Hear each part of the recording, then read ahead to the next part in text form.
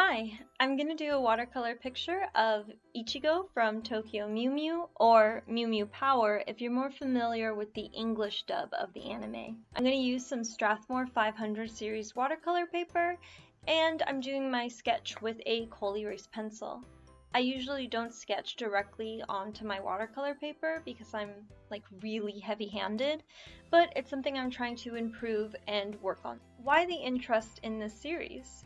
Well, Tokyo Mew Mew is a manga that I read when I was way younger, and I found out that they recently had their 20th anniversary. To commemorate that, they released 2 chapters of Tokyo Mew Mew Return, which is just some bonus content and a kind of where are they now for the characters.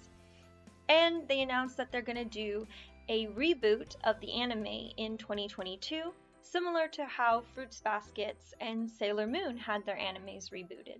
I also found out that there's something called Tokyo Mew Mew Ore, which I think came out a year or 2 ago, and it stars an all-male cast, so it's magical boys instead of magical girls, and I'm not sure if it's in the same canon as the rest of the series. I didn't really get a conclusive answer when I googled it, so I'm just gonna have to read it for myself. Out of nostalgia, I decided to reread the series, and it inspired me to do this picture. You can see I have one of the volumes open, and I'm using that as reference for Ichigo's outfit and pose. I decided to ink off camera, and I'm using the Winsor & Newton Cotman watercolors for coloring in the picture. Cotman is the student or budget line from Winsor & Newton, and I'm kind of also nostalgic for these paints.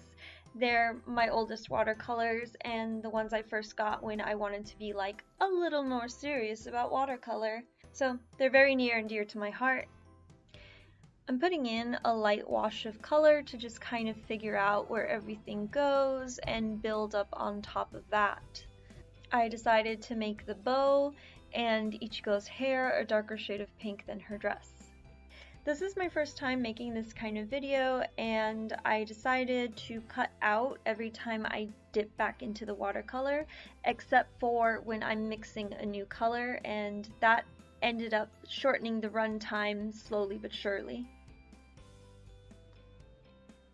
The color I'm using for her skin tone actually isn't Cotman, it's a Grumbacher Academy watercolor, and it's like a Naples yellow type of thing.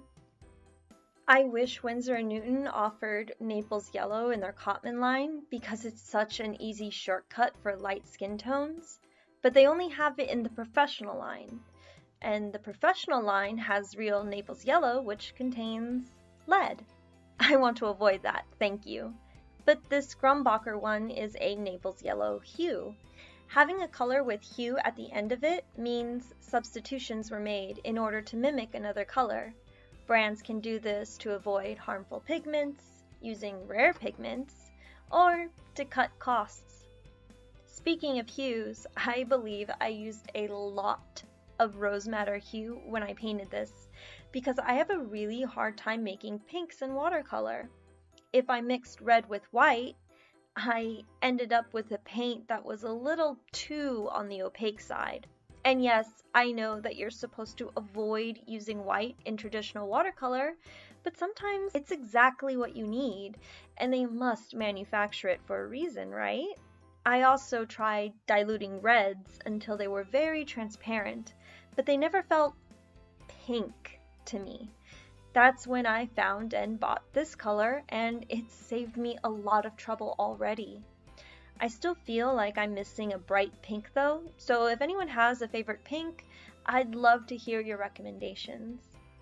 I should talk a bit about the series though, but I want to be upfront about the fact that I'll only be talking about the manga, because it's the only thing I've revisited so far, and I also kind of never finished the anime. I know, I just never got around to it. Tokyo Mew Mew is a magical girl series aimed at a younger audience. It stars 5 girls who get infused with the DNA of different endangered species and use their powers to fight off invading aliens. Each girl has a different color theme, a name based on a food, and an animal that they get their powers from. Ichigo, which means strawberry in Japanese, her color theme is pink. She's the one I'm painting right here, so as you can tell, I'm using a lot of pink. She gets her powers from the Irimote cat, which is from Japan, and is listed as critically endangered. Mint, her main color is blue, and she gets her powers from the blue lorikeet, which is currently endangered with decreasing populations. Lettuce's color is green. She gets her powers from the finless porpoise, which are found in the Korean peninsula, and they're currently listed as vulnerable with decreasing population. Pudding, who's the youngest of the team, her color is yellow, and she gets her powers from the golden lion tamarin, which is native to Brazil, and they're currently considered endangered but with a stable population. Zakuru's color is purple. She's infused with the DNA of gray wolves, which are native to Eurasia and North America. They're considered of least concern at the moment and have a stable population. Though I did hear that while they're not protected in the US, the species is protected in Canada. I'm not sure if that means the US and Canada have different standards for when they start protecting a species, or if gray wolves just have a higher population in the US versus Canada. When I first read this series, and remember, I was way younger back then, I just assumed that Zakuru was the name of a Japanese food, and that's why it wasn't translated. But then again, Ichigo means strawberry. So it doesn't make sense, but that was my assumption. But I looked it up and it means pomegranate. But I guess they didn't want to say pomegranate for her name and thought it sounded cooler in Japanese. I don't really remember the names they used in the English dub.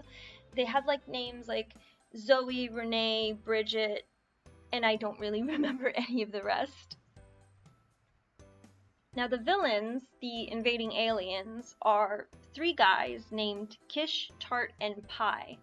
Kish, or Quiche, depending on what version you're reading or watching, was called Dren in the anime in English, and I remember being so upset and confused by that name change because I'm like, quiches exist in the US, but yeah, what was so confusing about a quiche or a quiche? I don't know, but he's the main alien that we get to know. Tart is the youngest of the aliens, and he's more in line with Pudding's age. Pie is not really there enough. Like, we see him, but I never really considered him a character with much personality, if any. And again, I am talking about the manga. I do think that the anime went like a little more in depth and had a little more fun with the characters. So yeah, if you're thinking, no, this and this happened, I'm judging the manga right now, not the anime.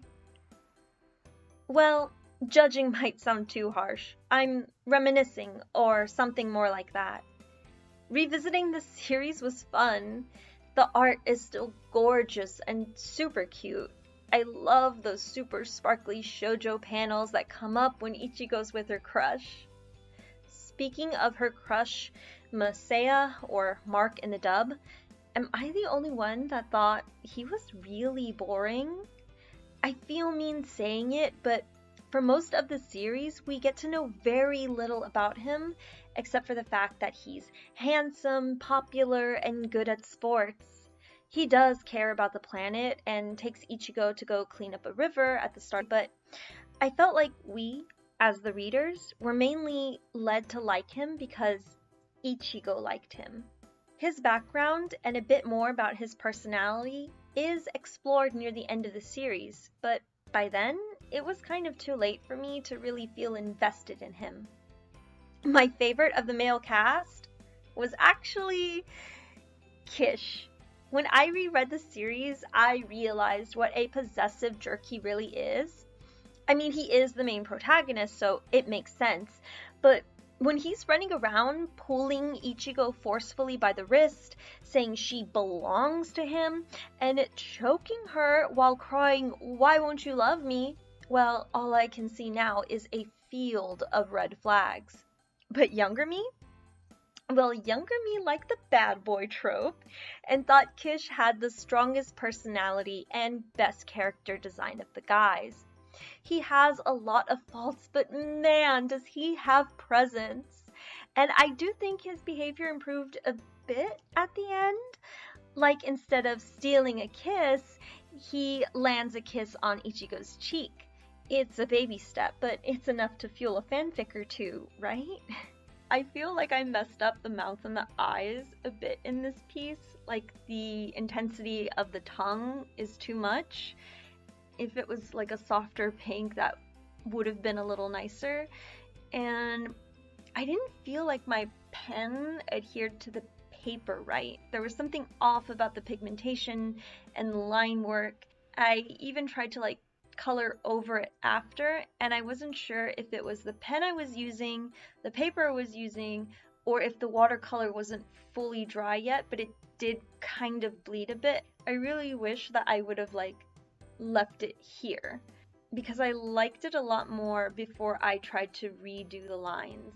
You can see on the shoulders a bit of bleeding from trying to redo the line art to make the black more intense.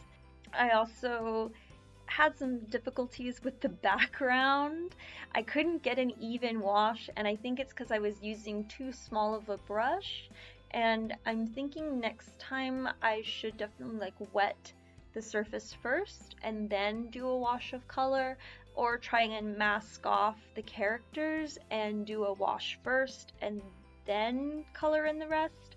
I'm not sure, but there's definitely some finessing that I need to do to figure out how to get a nicer background. I tried to add like shading or kind of blend it in with a bit of colored pencil, and yeah, I have regrets. Learning when to stop is an important part of art. This is the finished drawing, and I do like it. I really like the folds in the skirt, and that was like very entertaining to me. I don't know why. And the bow is my absolute favorite part of this, and I don't know why. I think it's just the part that I handled the best. Okay, so this has been my first art video with a voiceover.